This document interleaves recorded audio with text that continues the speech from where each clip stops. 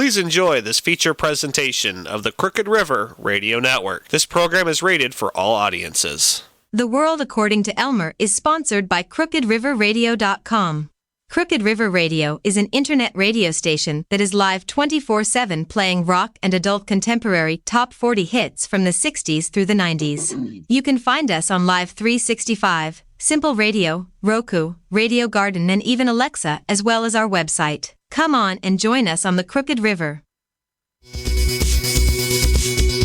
Welcome aboard.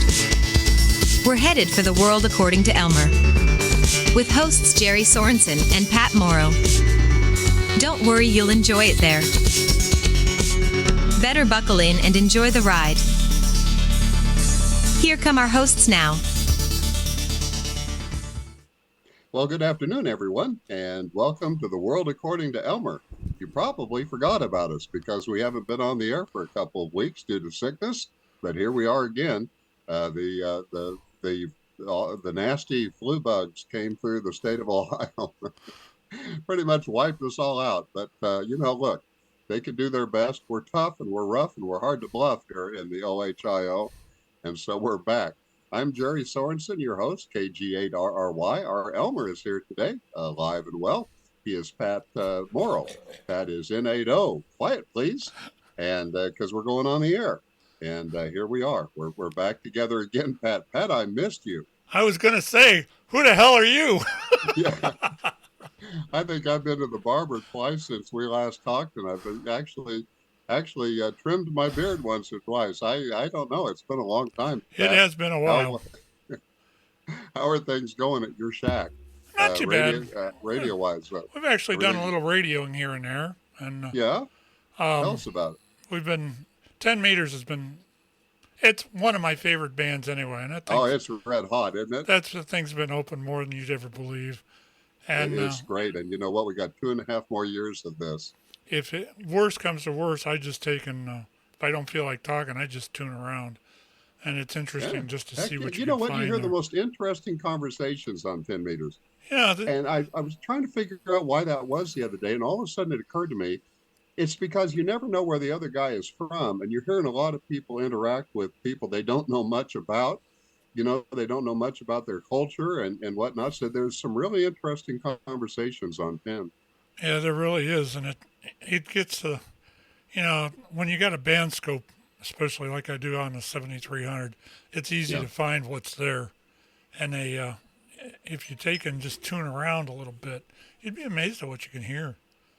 You know, I got to tell you, I have a friend that lives up in Ashtabula, and I thought everybody that had an IC 7300 or was going to get an IC 7300 had one by now. I mean, the radio's been out, 5 years? Yeah, something like that. But he got one the other day, and out of the clear blue, because I never would have believed it. He's an old boat anchor guy like me, and there he started sending me texts every day about, you won't believe what this radio will do. It will do this, it will do that. And I think it does the wash for you, and I'm pretty sure it makes coffee. But he's all excited about his brand new, to him, IC 7300. And so he's seeing ham radio through a whole new lens, Pat, and you should read the stuff. It's really funny. Did you happen to see, speaking of coffee, did you happen to see that Coffee for Ham Radio? Yeah, we need to reach out to them. They need to sponsor our program. I'm actually going to order some. I've thought about it. It's like 20. They got a pack of Keurig cups for like $22. I think I'm going to probably put an order in just to see what it's made like. For hams, and for Ham Shack use. Yeah, no, I saw that. That was very interesting. Yeah, I want it. I'll get it. You know, if I had thought about it, now see, you're a step ahead of me all the time, but if I had thought about it, I would have picked up some of those and gave some of those away as door prizes for our upcoming club meeting. Wouldn't that be a great door prize? That'd be a cool door prize for a Ham Fest, too. Yes, it would. I may have to tell you. So you got it going here, Pat. I may have to do some donating. I may have to do some donating. Well, look, if the Cuyahoga Falls Ham Fest, which we're going to talk about in a minute, if they just have coffee this year, it'll be. Oh, we got more than coffee coming. I'm sorry. We got one of the best the best that we could find food trucks out there. That's There's a well, they're place very called good. And I'll it's a talk to place. you about that here in just a second because we are coming into Hamfest season here in Ohio, and we're very excited about it here because it's been a long time. I think it's been like what? See, I think the last Hamfest was the last one in Massillon. Yeah, I I think mean, so. there's been a couple of distant ones here the last few weeks, but as far as Hamfest in Northeast Ohio, there hasn't been anything in a I long think time. recently you've had what Toledo, Yeah, and I think Toledo. I you've know. had I had a Finley, friend of mine went at that. and I think He, you, there, but a lot of guys used to go to that don't go to that anymore. We're all getting older, and Toledo's a hike. yeah, the Toledo Fest hadn't been there for like 3 years, and they did it this year. And from what I understand from 2 or 3 people that went there, it was pretty disappointing. They didn't really have Really? anything there, Well, and that's a shame. there was more vendors than people. And I hope to God that doesn't happen with us. I you plan and you do the best you can to put it together, and then at that point, you just have to the chips are going to fall where they may. That's Pat. exactly right. And I just from my own um, I don't know. I know what I want to say, but I don't know how to say it. Yeah, I'll do But that for my frequently. own Usually on well-being, the I guess. show. For my own well-being, I just hope that this fest turns out as good as we hope it does. Oh, We've it'll be a already great sold. Hamfest. It always We've is. already sold way more than half the tables, Oh, and that's we're awesome. above Well, average. there'll be people, no matter, you can preach and preach and preach to everybody that they need to get their tables in advance. But they're invariably on the day of, there'll be guys come rolling in with the van and they'll want a table. It really is amazing how the whole Hamfest thing works. But as long as you got coffee and you got grub for the guys and you got places, you got tables sold, it's going to be a good Hamfest, and there's always plenty of people. That's the one thing about Cuyahoga Falls Hamfest, the Massillon Hamfest, and some of these others. They have excellent reputations, and they sell out early. And so I'm looking forward to a good one. We'll Well, talk about it again here in just a second. You can give us the details. But yeah, so that Hamfest coming back, that's a good thing right now. We got some great special event stations that have gone on the air. I noticed that a lot of the special event stations that are on the air right now are the ones that are centering around the Vietnam War. And of course, that's because of the Vietnam War Memorial Day that they just had. But on the 8th, which is in just 2 days from the original airing of today's broadcast, will be the Battle of New Bern adventure, which let me see if I can get you the station name on that. It's going to be N4 Bravo. N4 Bravo, the Battle of Bern Adventure Special Event Station. Then on 4/8 also, the station commemorating Operation Frequent Wind. Again, this is a Vietnam thing. This is the evacuation of Saigon in 1975. And that station is November India 6 India Whiskey. So, and that's out of California. They're going to be operating that one, Pat, off of the USS Midway station. sweet. Then on the 11th of April, the Kamikaze attack remembrance. And that one is Whiskey 5 Kilo India Delta, W5 Kid. And that is going to be operated out of the USS Kidd, which is down in Baton Rouge, Louisiana. I've talked to the USS Kidd many, many times. You won't have any trouble reaching them from Ohio. It'll be on 40 meters, 20 meters. You can get them on any band from here.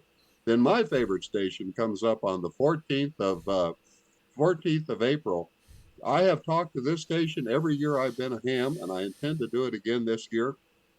The Whiskey 4 Moonshine station, W4M, will be on the air out of Boone's Mill, Virginia. So you want to put that on your calendar. Make sure to listen on the 14th And for watch out the for the Whiskey 4 revenuers. Moon. What's that? And watch out for the revenuers. Watch out for the revenuers. That's right. Or the FCC, one or the other. I just heard a guy on 40 meters the other night, and he was talking along, and he was having some trouble. And he admitted to the guy that he was talking to that he had a couple of beers. And I don't know how I feel about that. I was listening to him say that, and I thought, boy, we should have some posters or something to put up at the club meetings about responsible operating. Don't you think? I mean, he admitted it right on the air. He said, "Yeah," he said, "I've had a few," and he sounded like he had had a few. So I hope he slept well that night. He probably Uh, did. keep it off the bands. That's all I'll say about that, guys. Although, who am I? I'm not the radio police. This is the world according to Elmer. Couple more special event stations, real quick, and then we'll get on to some pictures that I have here. The World Amateur Radio Day. That's always a big one. That one is going to be on the air on the 17th of April. Look at all these great stations in April. And they are Whiskey to Whiskey, W2W. And they're going to be everywhere. They're going to be on all the bands. They're going to be on Echolink. Okay, if it's radio related, they're going to have a station there. Then on the 22nd, the Earth Day celebration, that is Whiskey 8 Papa Radio Charlie. One more here, and that's because this is very famous. We're honoring our founder. The International Marconi Day. They're going to be on the USS Savannah and operating out of their station in Baltimore, Maryland, which is an easy pickup from Ohio on any band. And that again is on the 22nd, and that is Kilo 3 Sierra, K3S. So be listening out on the bands for these and other special event stations sponsored by the ARRL and the clubs that are responsible for putting them on the air. We need to do some special event stations from Stark County and Summit County. And well, if you guys want to go in on something, we need to get some organized here. We're missing out. There's one coming at the beginning of August, an event which is that if you want to involve yourself, your club wants to involve with us, we'll do it. I would love. What station are we putting on the air? I would love to do a special event station from the Derby. Oh, the Kentucky! Absolutely! No, what a great idea! Not the Kentucky Derby, the Soapbox Derby. Yeah, well, that's what I meant. Yeah, duh. Yeah, the Soapbox Derby. We used to do one every year, and we haven't done it in 25 or 30 years now. Or actually, it's been less than that, probably 20 years. We used to take a special event station out there, set it up on top of the hill, and work for 3 or 4 hours. We'd get that'd be great. We would get hundreds of contacts. Count me in. I'll help. I've got the information on who to contact over there. We just have to get it put together. Let's do it. That's one of our claim to fame. The Soapbox Derby. Absolutely, 100%. Let's do that. I'd love to do one out there. That'd be a blast, even if it was 2 or 3 people just with one station. Okay, that sounds like fun. Hey, I want to say hi to this guy. I don't, remember how we used to always start the show off with QSL cards. I got away from sending QSL cards because they became pricey. It's expensive. I mean, there was in the first year of sending QSL cards, there were 4 postal increases in 1 year. I couldn't believe it. So I use Logbook of the World now. But this guy, he sent me one the other day from down in West Virginia. He's got a really nice 1x2 K8JQ. Where do I get a 1.2? I need to get a 1.2, and then I'll be able to score higher in Morse code contests. But here he is, and he was, as I recall, working a POTA station. This was a CW contact, of course. 90% of my contacts are CW, and had a great station. Speaking of POTA, he was doing POTA. Lots of POTA out on the air right now, and there has been for a while. And I noticed that the POTA stations are all in the warmer climates. And, it used to be you only found the POTA stations on during the day. There wasn't anything at night, really, to listen to POTA-wise. That's not true anymore. These guys are operating out of their trucks and stuff, and you got POTA stations still on at 10 o'clock at night now, but not from Ohio. Well, there's going to be one from Ohio the 29th of April. Coming 29th of April. 29th of April, I think it is. It's the last Saturday in April. We're gonna. Which park do you know? O'Neill Woods up here. Oh. It's in the valley. There's going to be several of us that are going to go out there and man it for 3 or 4 hours. I don't remember the exact times in that. I'll have more information on that as we go. But okay. It's going to be an actual POTA out and park activation. So it should be a lot of fun. Okay. And our club has invested in POTA gear, and I guess some of the guys at the club are going to be doing that. I want to get out and do some POTA this summer, but we should have a POTA show coming up here in a few weeks as we get more towards the warmer weather here. So I sent you some slides. Let's take a look at what I sent you. Just some Okay. odds and ends from since the last time we talked. This is that radio that I was telling you about, Pat. This is the Sopronics 1011. This is the great 10-meter radio. And I have this radio. I've had it on the air for the last few weeks. And I have more 10-meter contacts now just in the last few weeks than I have had the entire time I've been a ham by using this radio. This is a tube radio, and it was built about 1970, give or take a year or two. You've got a Very sweet powerful radio. radio. It operates on 10 meters and it operates on 11 meters. That was the big rub between the Swan Company and the ARRL, was that this radio would also do 11 meters, which we know 11 meters as the CB band or the chicken band. But back in the day, guys, it would interest you to know that the CB band used to be a ham band. Yes, it was. A lot of people don't know that. And I never have understood the angst between the hams and the CBers, because a lot of us hams started back in the day as CBers. I don't know what happened, but after we became CBers and we didn't want anything to do with anybody else. And so we became very exclusive. Not certain why that is, Pat, but I put my time in on the CB radio at night. This next station, comes right there. That one, that's I believe those are Navy guys, aren't they? Anyway, Looks like it. they're operating a station, and I just picked that picture out randomly, Pat, to talk about an event that's coming up on May 13th. May 13th, of course, is the annual Armed Forces Crossband Test. This is your chance, if you can figure out how to work split, to talk to the military. There'll be all kinds of stations, military stations across the country that'll be on the air, and they're split channel. They transmit on military frequencies. We transmit on our frequencies, ham frequencies, and we go back and forth and have conversation with these folks. Some of the area stations that I have talked to in the past, well, anything on the East Coast, including the Pentagon. The Pentagon runs a station, and there's a ship over in Evansville, Indiana, that W8AU and our club helps operate. So all kinds of military stations going to be on the air on May 13th. You can just look up the crossband test, Armed Forces Crossband Test, on Google, or be watching the ARRL.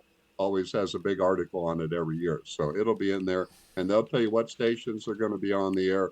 They'll tell you what the frequencies are, and then you just have to figure out how to operate your radio split. And something that some people do easier than others.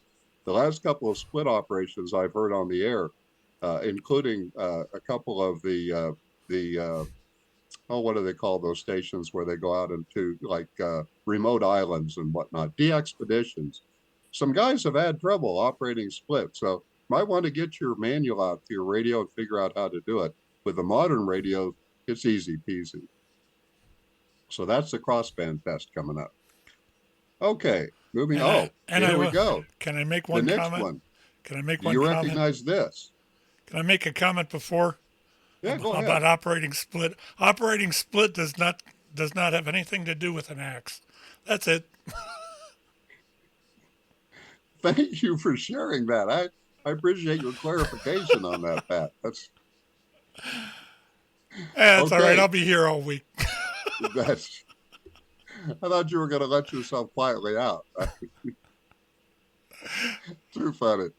Yeah, well, everybody in the past knew how to operate split, even if they had to have multiple VFOs. Now we got all these modern radios that will do split for us. None of the young people know how to operate split. I don't understand. Maybe we don't do it often enough. I don't know. Now, coming up on April 15th, put it on your calendar. Boy, This that is looks the familiar. Cuyahoga Falls Ham Fest. Tell us a little bit about it, Pat. All right, Cuyahoga Falls Amateur Radio Club's Hamfest is at Emilio's Party Center, where we've been for the last 5 or so years, or actually, I think it's going on 15 or 20 years now. We've been there a Oh, long wow. time. The venue is just fantastic. This year, we're going to have a few changes. One of the biggest is we're going to have this food truck that is called Southern Things. She offers everything from coffee and breakfasts to after 10 or 11 in the morning, she'll switch it over to lunches. Nice. She's a very well acclaimed food truck, and I'm really looking forward to that, especially the fact that you'll be able to get breakfast there, full breakfast like pancakes and stuff like that, I believe, Well, that's great. at 9 or 10 o'clock in the morning or earlier. That she's going to be there by 5:30 in the morning to serve coffee and get the truck set up and everything. The other thing that's changed for this year is the fact that we're going to have VE testing in a separate room off of the off of the main floor. So Boy, that's great. it's going to be a lot quieter there, and there's a lot more room, so we'll be able to do more. Testing. I've actually got right now. There's shifts of 3 VEs that are going to be in there for a large portion of the morning. So if you're wanting to take a test and go to a Hamfest at the same time, come on down because we're going to have the testing and everything. I think Put that on your calendar. I think the testing starts if at you're wanting like to 8. become a technician, or if you're wanting to upgrade to general, this is your opportunity on April 15th. And it will be a lot quieter than it's been for the whole time we've been doing that. Lots of other changes. Right now, as it sits, 2 weeks ago, I heard we had had 50% of the tables sold. I'm thinking that's probably going to be 75 or 80% by now. Yeah, very promising. It's very promising as far as table sales are going. It's easy to get to. You know, if you want to get a table, you can go to cfarc.org, cfarc.org, look up the Hamfest page, and it'll give you all the vendor information and everything else you need. It's always a good fest. We usually hit somewhere between 500 and 600 people an event. So there's going to be a lot of people. It's considered one of Ohio's premier Hamfests. Yeah, it's a great Hamfest. So if you get a chance, I got that Saturday morning, the 15th of April, free after 8 o'clock for general people. We open I think it's 6:30 for the vendors to get the vendors in and set up. It's either 6:30 or 7, I think. And we will be doing. There was a lot of stuff there last year. I helped set the tables up for that last year, and it was amazing. That is an enormous room. Easy for me to say, an enormous room, and it was just absolutely full last year. What a nice Hamfest. We're going to be doing too the mobile check-ins and that like we normally do, and there will be a mobile check-in prize. You can check in on 147.270. I think the check-ins will start at like 6:30 or 7 o'clock. So anybody on your way to the fest, check in with us, and you may have a chance at winning a door prize. I have an interesting story. I actually own a DX20, which is an old Heathkit radio from the 1950s that was well traveled last year. It started it showed up at the Cuyahoga Falls Hamfest and nobody bought it. And so then it went to the Trunk Fest that they had down in Dover, New Philadelphia. The Tusco Amateur Radio Club sponsored theirs a few weeks later, and it was still down there, and now it's in my possession. But it traveled all across Northeast Ohio, and I brought it home and recapped it and have had it out on the air. It's an old novice rig, and boy, what a lot of fun to operate. It's crystal control. But it was at both Hamfests, and then I decided it needed to go home. It needed to stay here in Ohio. Yeah, folks, Hamfests are amazing. You're going to find out there was something you didn't know that you couldn't live without. And that's the reason you go to these Hamfests, because stuff will come home with you. It's amazing. It just gets in your car. So have your excuses with the XYL worked out ahead of time, because you know you're bringing something home. Yeah, make her owe you a favor. Yeah, right. Do something. Do some stuff around the house, guys. get some things off that list, the honey-do Yeah. list. Go ahead and get them marked Dust the off and fans, make sure clean you're the in good furnace. graces. Dust the fans, clean the furnace. There you go. Scrub Right. the floors, do the dishes, Right. Little anything and laundry. everything. It doesn't hurt anybody, guys. Throw a load of laundry or two in. It's all good. That's 415. That is the date. And it's CFARC. CFARC, kind of, .org.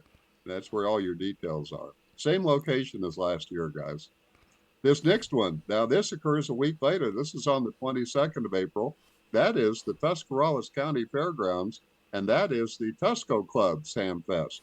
And this Ham Fest, they have over $5,000 in door prizes this year for this Ham Fest. It's going to be a monster.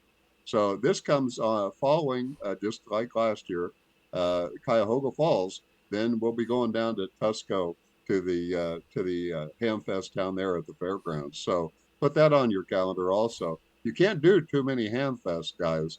April 22nd on the one down in Dover, New Philadelphia. That one's pretty central to everybody in the state. You know, not too far from Columbus. Head on down south and see what they've got down there. They'll have stuff down there that and you know what? You'll probably see some of the same vendors. I think a lot of these guys go from Ham Fest to Ham Fest to Ham Fest. I know a lot of my guys do.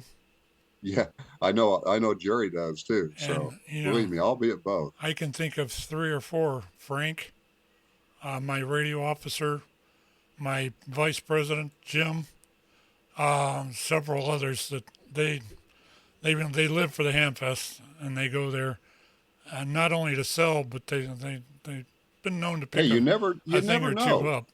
You don't know what you're going to find. You'll find stuff there you will never find on the line. Trust me. And the great thing about Ham Fest, as far as the ham radio community is concerned, they're a great equalizer. You'll notice that when Ham Fests were not taking place in 2020 and 2021 because of COVID, you'll notice how much the prices went up on eBay on used ham gear. That's because there was no competition. Now that we're back doing Ham Fests again, the price fell on the stuff online back to what it should have been all along. So people don't have an opportunity to gouge their fellow hams anymore.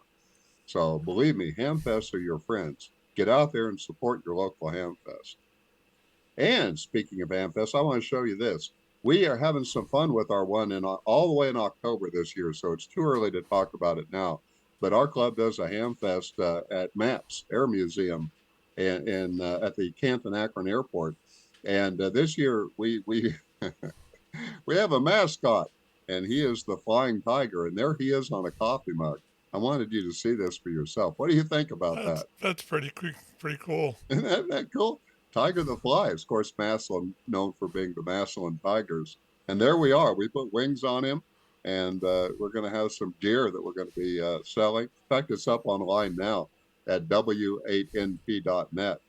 Whiskey 8 November Papa.net. That's the club call sign. And you can get your Hamfest gear in advance and show up with your T-shirts and your coffee mugs or tumblers or whatever they've got on there. None of the proceeds from that stuff goes to the club, by the way. We opted just to offer it straight from the vendor to keep prices down. Okay, moving ahead. Now, we're in May. What happens in May of every year, Pat? I have no idea, you. Dayton. There's a tiny little ham fest takes place down in Xenia. There it is, guys. Hamvention. And what a time that was last year. Pat, you had the official count at one time from that. Wasn't it like 33,000 last year? Yeah, something like that.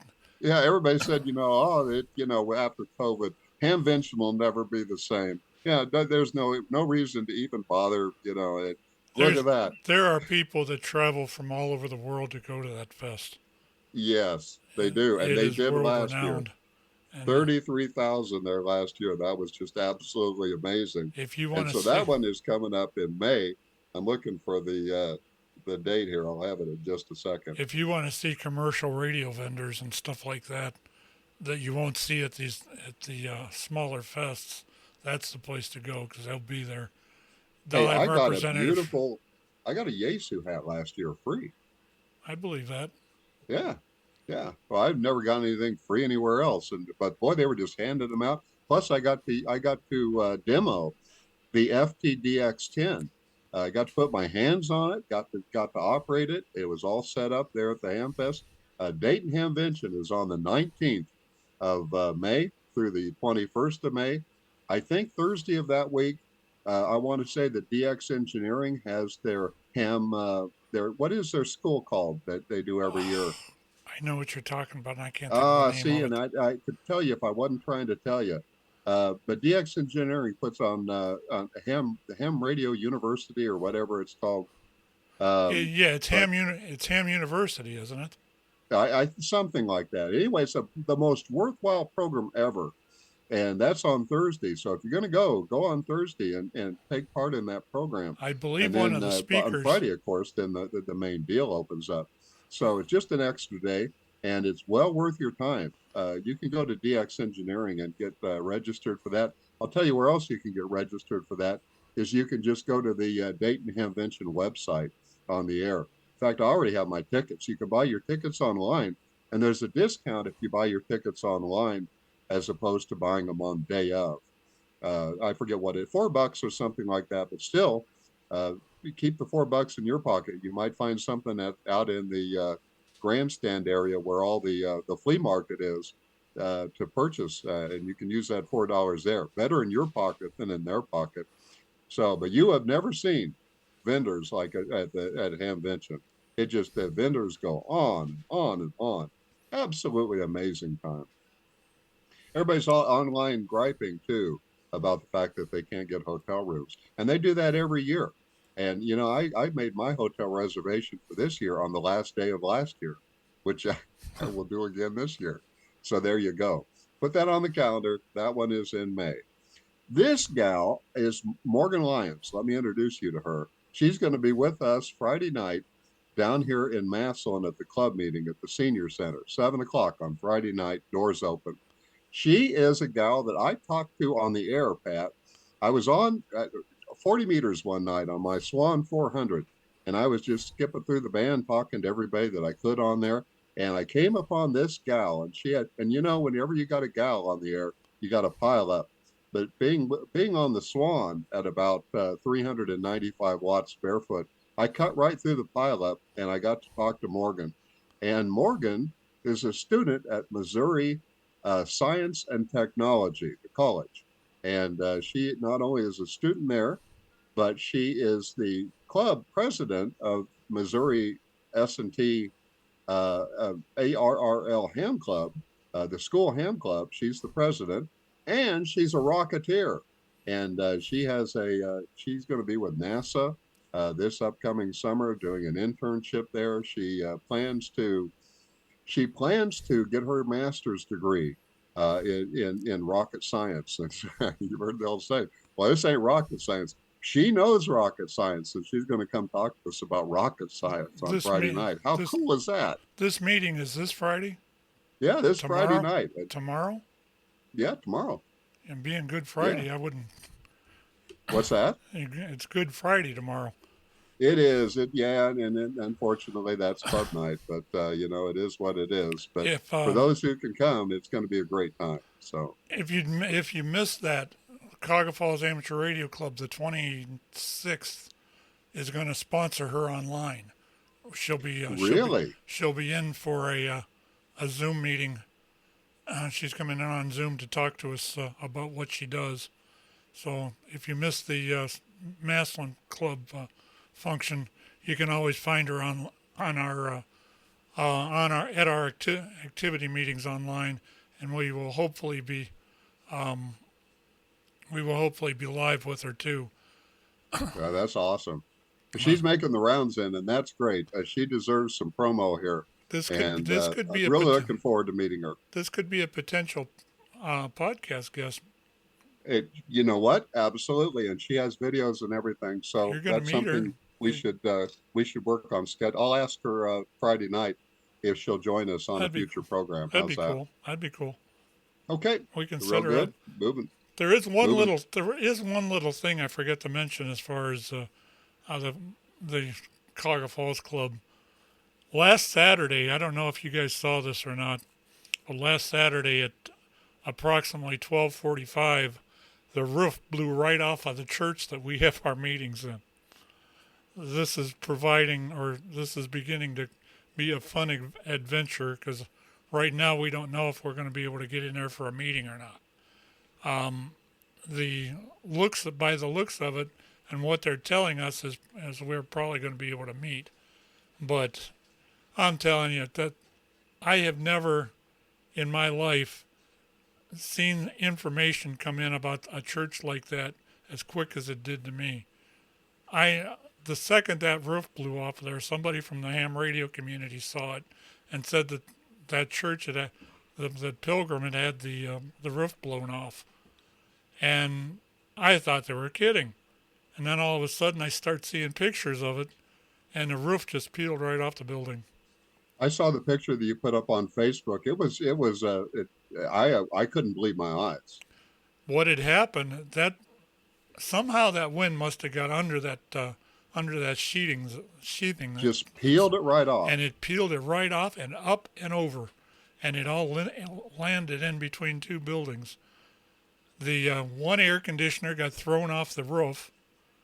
The one that was attached to the gas line, which was a heating and air conditioning unit, it ended up upside down halfway down the wall.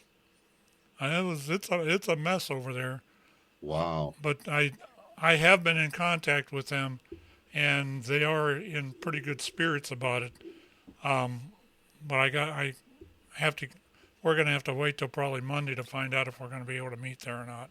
If not, it'll be. Well, you just have to keep everybody updated. That's it. We'll just do it on. If nothing else, the meetings will go on Zoom. Yeah, we had some bad weather, folks, and that weather will do that. And I'll tell you, that day that you're talking about when the roof blew off, the first thing I did when that was over is I went out back to see what the antenna farm looked like, because I thought, I didn't know what I was going to face, but thankfully every antenna that I had made it through. But there are a lot of people can't say the same thing. Jerry, that was one of the weirdest nets I ever ran. It was strange. It came on. They actually issued for us about noon, and actually it was probably about 12:15 when I got the warning. So I took and put the net up, and I'm thinking, it's nothing around here. Well, all of a sudden, I got reports of power outages from Fairlawn through Sagamore Hills, clear into Monroe Falls, Cuyahoga Falls, and south of Akron. That was just power. I had 4. We were hit down here in Massillon. How I was alerted to it, Pat, is I heard I've got a Roan pole right outside our bedroom in the back that has my 1.25 meter J pole on top of it. Plus, I've got a couple of wire antennas that run off of it over to a tree. And I heard that thing banging against the back of the house. We had, and I mean, for a wind to move a Roan pole, that tells you something right there. That's a ferocious wind, because those things are made, they don't move. But it was sure moving that day. We had reports. I had reports of trees down from Sagamore Hills clear into South Akron. I think I had like 6 reports of that. Power outages all over the place. And then that church thing happened. And that church, there was not only damage to it, but there's a Catholic church across the street, which is St. Joe's. It actually had roof damage too. And they were finding the insulation and that from both churches clear down on Portage Trail, almost 2 miles down. That's how ferocious that wind was. That's the value. We've had a couple of programs about storm watch, and my feelings about storm reporting. I think storm reporting on TV especially gets all hyped up. But one of the nice things about having the storm watch program, when you've got people located all over the community that have ham radios, you can actually get real first-time information on what's going on out there. And so it puts us in a position to know more than any other agency knows, because we're getting so many reports from all over the area. And these are eyewitness reports. This is not some speculation on a computer screen. If you've ever sat through any of the trainings that I've done, you would have seen this video that I might make a very poignant statement with. and that is the main reason Skywarn is there, including the spotters, coordinators like myself, and our affiliation with the NWS. It's there for one reason, and that's to protect life and property. If we can take and turn a visual ground truth object in, that's the best thing we can do for the public in general, because what that does is it goes into the NWS and gets rebroadcast if it's an emergency, and if it's not, it helps them forecast and put out the warnings. That's a pretty intricate system, and even yesterday the system worked, even though that they misjudged a lot of it. I can go into the whys and how fors as to why that didn't create itself last night or yesterday, but I won't bore And you. people who are listening right now, Pat, may not even know what you're talking about as far as yesterday is concerned. But they had predicted a line of storms to come through that never materialized. And of course, that's when you think about it, that's the best possible solution to the problem. You don't really want to deal with the storm. So when it goes the other way or it misses us, that should be a big hallelujah. And I thought that you handled that very well. In fact, I was arguing with a guy on the internet today about it. Yeah, I saw it. I think he thinks that I'm out to get everybody that reports storms. It might interest him to know that I'm a storm watcher, that I'm trained by the NWS, the same training that people on your net have. But all that aside, what I was saying let's put forth information out on the net or on the radio, however we're communicating. Let's put out information without making it bigger and badder than it is. Let's just put out the proper information. And you did that. You said, guys, be aware that there is a line of storms coming in. We don't know what they're going to do. I read what you said. That's what you said. You said, be alert. Just be aware of the fact that we're supposed to get this line of storms through. Be alert. Be careful as you go about your day. And that was perfectly handled, Pat. Thank you. But as far as any kind of forecasting's a crapshoot, because it's not a very exact science. No. And no. it's if you've read one of the comments that I made on Facebook, Dick Goddard a while back, that somebody asked him, "What's it like to predict snowfall for a small area?" He said, "Have you ever tried to nail Jello to a wall?" That's well, probably having known Dick and worked with him, that's probably the best incident. Kind of a gamble. That's the best instance of that I can say. Best weatherman that I've ever known in my life. That guy was incredible as far as his forecasting. He had a gut feeling about. He could tell you with his gut what was going to happen in Northeast Ohio. He got very good towards the end of his career at predicting that stuff. But even he got surprised, like you just said. So, yeah, we've seen it here. And this we'll wrap it up with this. This is my newest edition. This is an S38 receiver, and it is built by a company called Hallicrafters. I picked this up from a fella at the Hamfest last year in Massillon up at MAPS. And I have a buddy, KD8SMO, Fred, that did the repair on it. He recapped it. I got a brand new set of caps from Hayseed Hamfest, and he capped the radio, and it plays beautifully. This was sweet. A general coverage ham receiver. It has AM in it, plus it has all the different bands. It's got 80 meters, 40 meters, 20 meters, etc. And this would have been for home use back in the late 50s, early 1960s. And what was interesting about this radio, Pat, is this was known as a hot chassis radio, which means that if you plug in the wrong way, back in those days, you just had a two-prong plug. And it's not like today, where today you can only put it in one direction. Used to be back in the 50s and 60s, you could plug that in either direction. But with this radio having a hot chassis, if you plugged it in wrong, the chassis became electrified. And so one of the things that Fred did is not only did he replace the capacitors in this radio, but he changed the electrical wiring of the radio to where it no longer has a hot chassis. And so it's not going to kill me I used to if be I one. reach over to turn them. I used to be one that I'd use oscilloscopes that were, and the oscilloscopes back then didn't have anything but the two prongs either. And if you plugged that thing in wrong and went to attack, It was Katie bar the door, wasn't it? if you went to attack a television or get a visual on what's going on in a television, and you go, whoa! I remember those those big black and white Zeniths with the tubes in them, the cathode tubes. Yep. Yeah, those would send you to heaven if you weren't careful, or wherever it was you were going to go.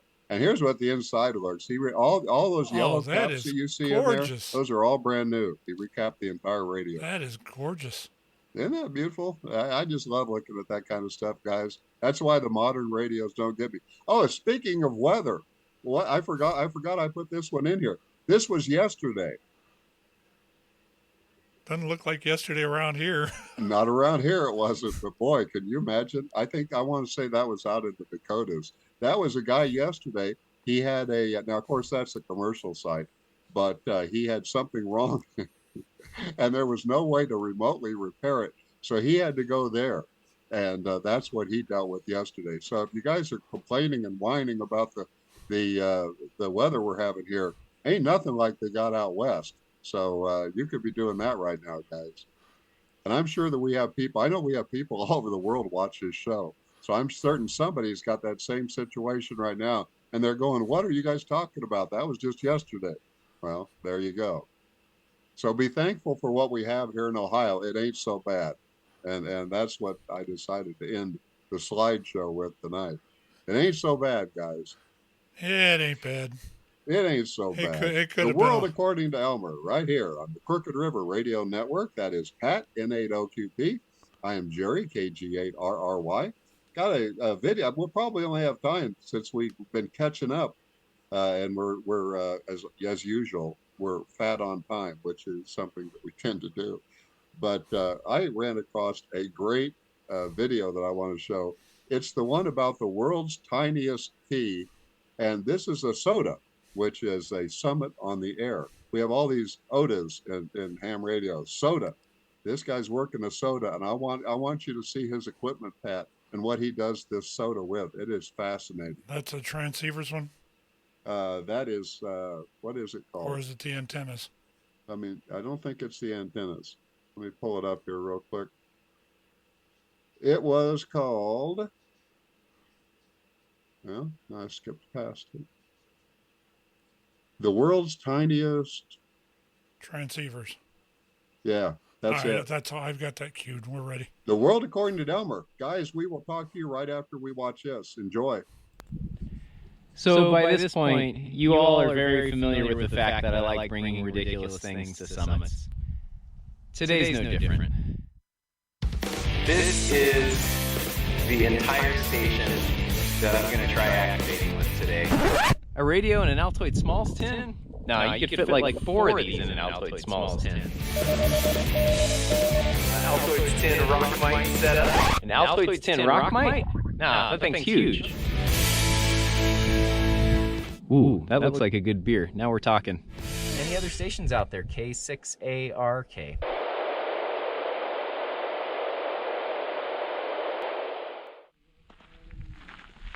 Good morning, everybody. It's Christmas Eve, and I'm out in Anza-Borrego Desert State Park, listening to Ham Radio 2.0 interview K6UDA as I'm hiking out. Still got cell reception here, so that's kind of fun. And I'm headed out to this peak. Never activated summit. It's not a bad hike. Just a little cross country through the desert for about a mile, maybe a mile and a half, and maybe 600 feet of gain or so up the side of the mountain. So shouldn't be too bad. This is going to be a fun activation. I've got a couple of radios with me, one for 40 meters, one for 17 meters. And the 40 meter rig is my, what I call micro Pixie. Basically, it's what you get when you take the Pixie design and turn it all into as small of a radio as possible by using tiny surface mount components for most of the components. So the rig itself weighs 2.6 grams, and the key is built into the board. Antenna super light as well.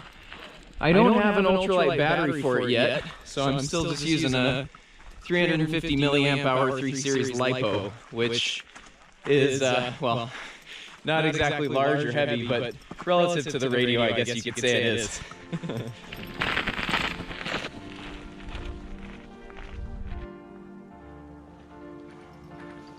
So if you're hiking out in the desert, beware of these things. These are called choyas. And these choyas drop these little balls of spines. Get one of these stuck to my finger. These choya balls are heinous. They're sharp, the spines are all barbed. You can see how it sticks into my finger like that. And they call them jumping choya because if you step on a stick, these things are so light, they'll fly up off the ground and embed themselves in your leg or really any other part of you. So, pretty nasty little buggers. Velcro. Well, I took the fleece off, getting warm going up the hill here. Pretty steep. You can now see I'm rocking the Ham Radio 2.0 shirt. Thank you, Jason, for putting out the awesome shirts for the YouTubers bunch. If any of you guys are interested, check out this website for purchase in the description below. Oh, very cool. Check this out. Big old piece of pottery here. Pretty nice. Evidence of Native Americans been in the area here. So I always leave those where I find them. Don't want to take that stuff. Leave it for the next person to enjoy. Alright, here we are, the actual summit. Summit register and all. Right here. I'll check that out a little bit later. Let's see here. I think I'm going to go ahead and get set up. I'm going to set up the micro Pixie first, so I can run some 40 meters and see if I can make some contacts on a 2.6 gram radio. Should be an interesting game.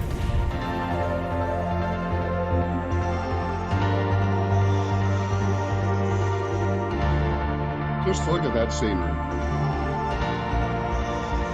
Yeah, I'm seeing that. So before we get set up here, I want to show you this ridiculous little station. It all fits in this little tiny bag here, and this is the antenna, 30 gauge wire. There's a FT20-43 toroid in there as a end-fed half-wave matching unit. Got my earbuds, I didn't forget those today. An adapter so I can plug in a headphone to the radio. Massive power supply. Actually is pretty big compared to the radio itself. 350 milliamp hours. This is what I usually use with the Mountain Topper MTR3B. And this ridiculous little radio. Check this thing out. So this is a 40 meter Pixie, redesigned with all surface mount components. Well, almost all. I still use a through hole for the transistor because I couldn't get enough power out of the surface mount ones that I was using.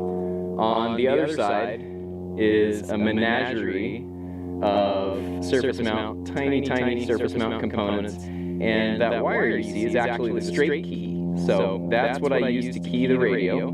And this over here is my antenna mounting point. That's my antenna attach. I couldn't go with a full-size RF connector because, well, even an SMA connector is about as big as this little radio. This whole thing weighs about 2.6 grams, 2.7 grams. And puts out 850 milliwatts on the 40 meter band on 7.060 is the crystal that I've got in there. So let's get this silly thing set up and see if it actually works.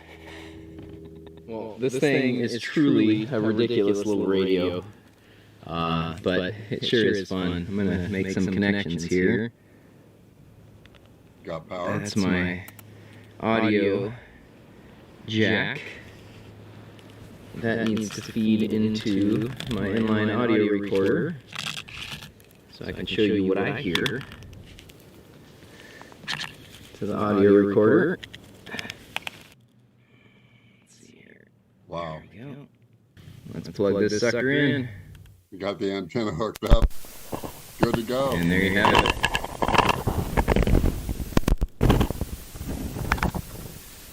Well, we can hear. Nobody on frequency, so that's good.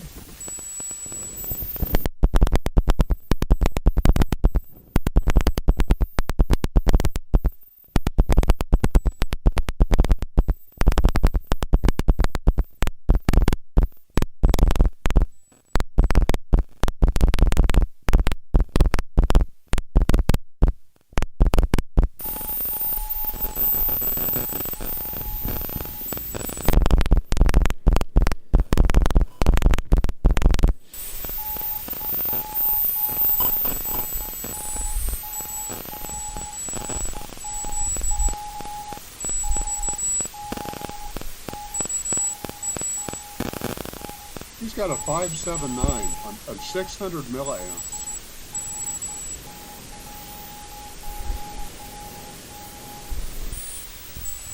That's cool. Got Chris and Ted in the log, summit to summit, first two contacts.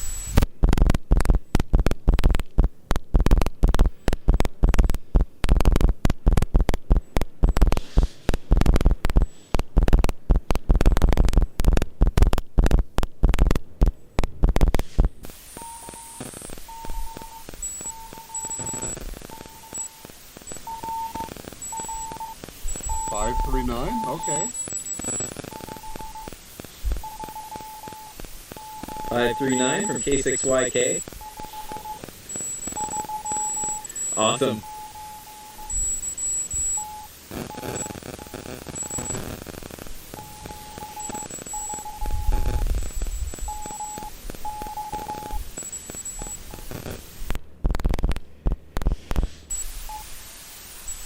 Come on, I need one more for the full activation on this little thing.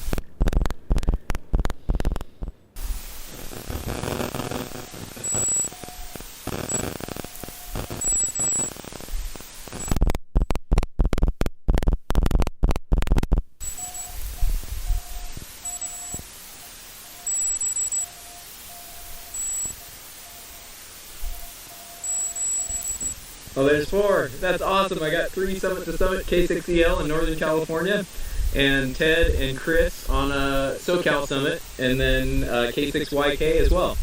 Very cool. Let's keep calling.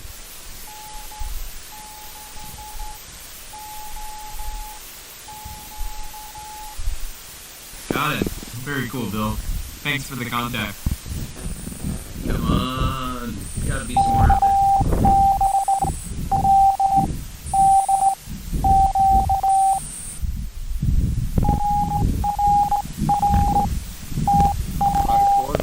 I can't believe the signal reports he's getting on that little radio.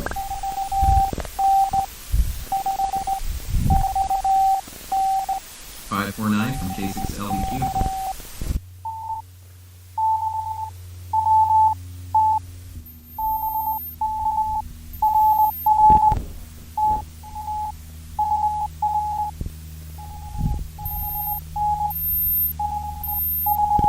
.559 from N6WT.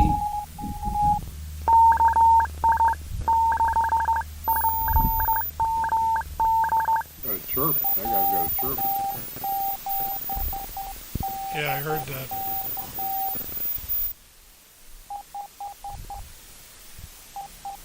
See, this is what I thought he'd be getting, like all 529 from AA7DK. He's gotten some excellent signal reports. Yeah, for not even a watt. Amazing, isn't it? W9SCI. Thanks, Scott. This is just so silly. I don't know why it's so much fun.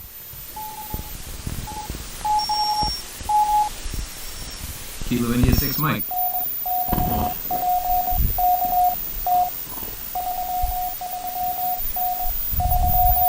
.339 from N6PKT. Arizona.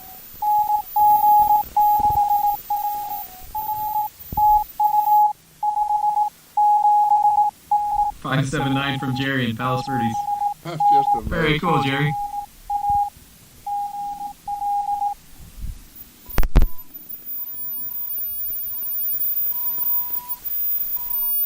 "14 in the log so far. I can't believe this."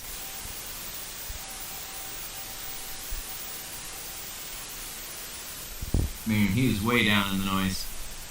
Really hard to hear. So not only are these Pixies hard because they're weak transmitters, but they're also really poor receivers. They're not very sensitive. And you got a lot of bandwidth of receive because you have almost no filtering in them that you're battling. So they're really tough.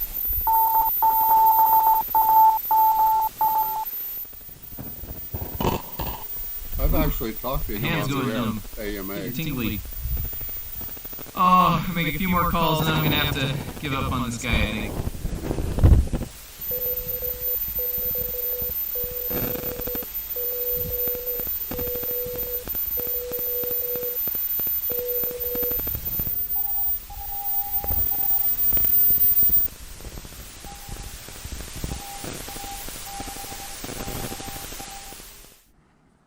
Alright, I'm giving up.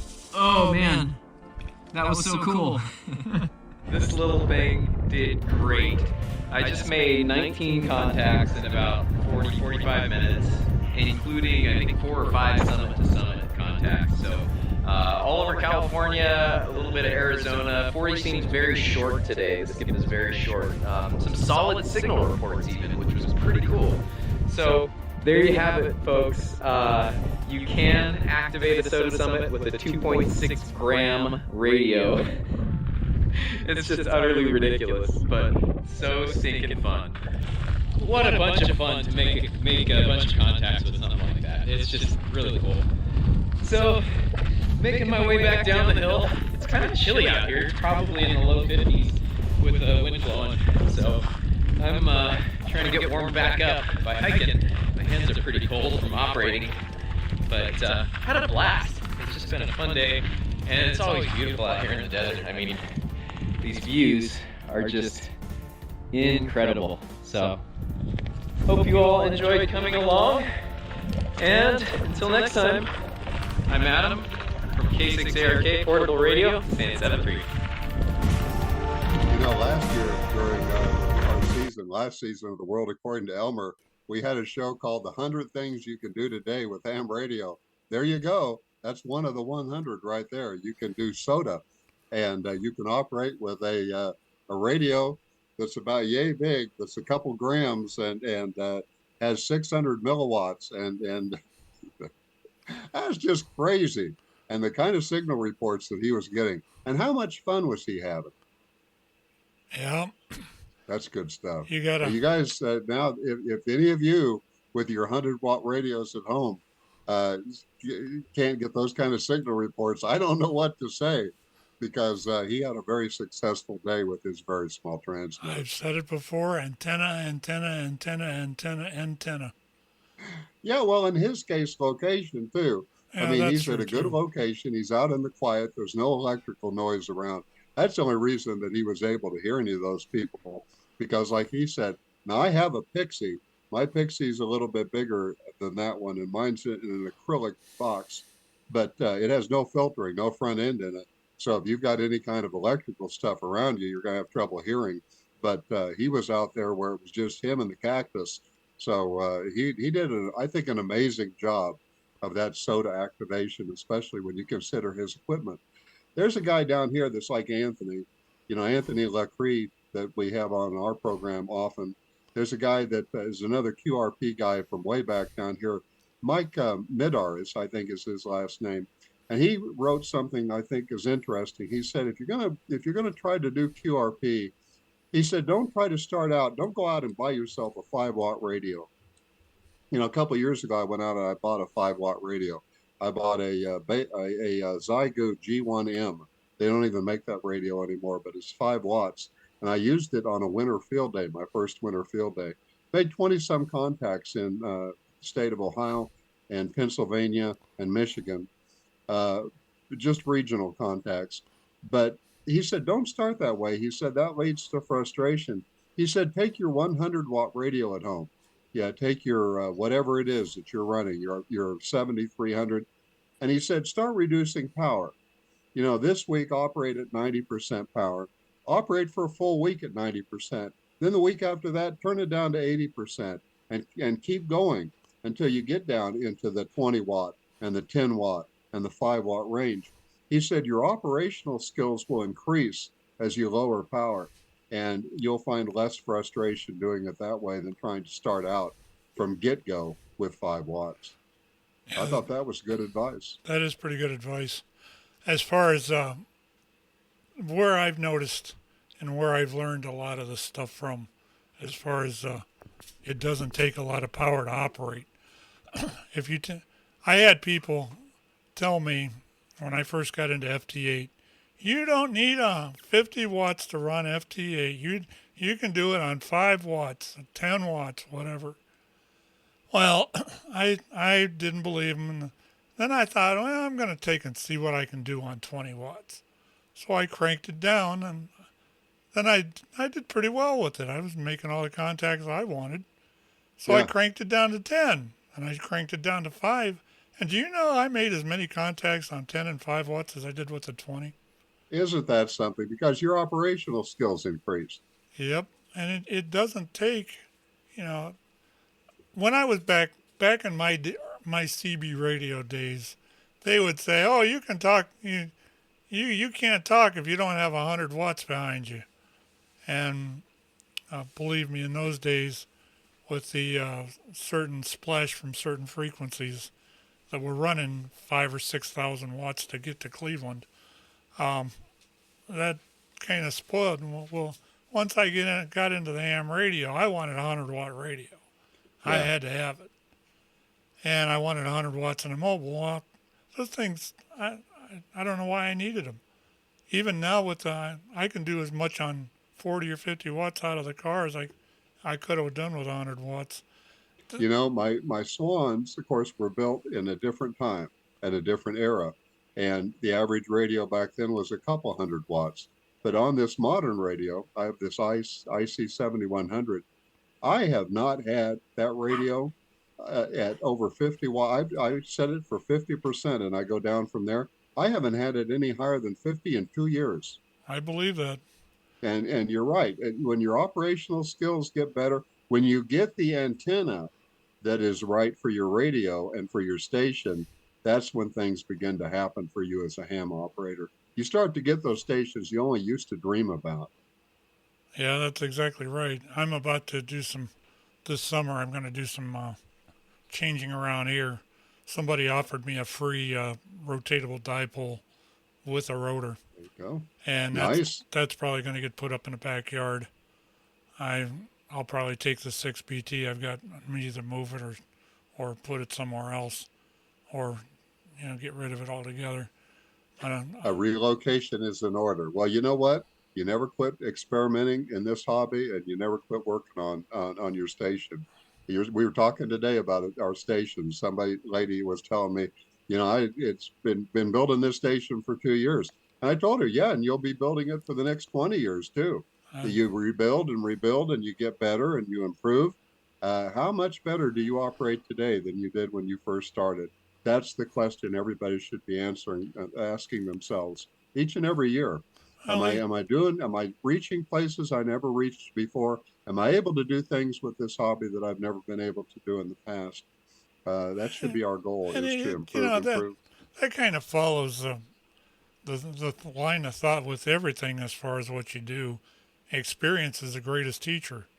You bet. I mean, look at where we've come from our first show here. Yeah, I don't really want to go back and watch those first 2 shows. I thought about it a couple of times just to laugh at it. That would be painful. That's too painful for me, Pat. But look at where we've come from there. Look at where I've came since I left over there with Earl. It's a learning experience, and you're constantly learning. And it's the same way with amateur radio too. People tell me, "Oh, I'm too afraid to key the microphone." Well, how are you going to learn? Yeah, key up. Start talking. Key up and talk. That's how. Don't be afraid. Nobody's going to bite. An enormous jump in my CW skills when I actually got on the air, because it was sink or swim, Pat. Exactly, and that's the way life is sometimes, Jer. Got tossed out in the middle of the ocean. What do? You're gonna drown or you're gonna swim, one or the other. That's exactly right. Folks, this is The World According to Elmer. We're done. In fact, it's a good thing we have the graces of station management on our hands, because it seems like the only thing we do with great consistency on this program is run over. But we're glad that you're here, and we hope you'll join us next Thursday night at 7 o'clock right here on the Crooked River for another edition of The World According to Elmer.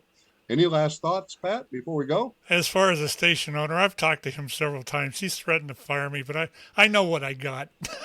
Yeah, you know where you're at on the thing. I know where I stand with that boy. That is Pat Morrow talking. He is N80QP. I'm Jerry, KG8RRY. It's been so good to be with you here today. Join us again next week. Until then, I will say 73, and we'll see you next week. Have a good week, everybody, and happy Easter. N80QP. Out of here. We hope you enjoyed this presentation of the Crooked River Radio Network. See you again soon.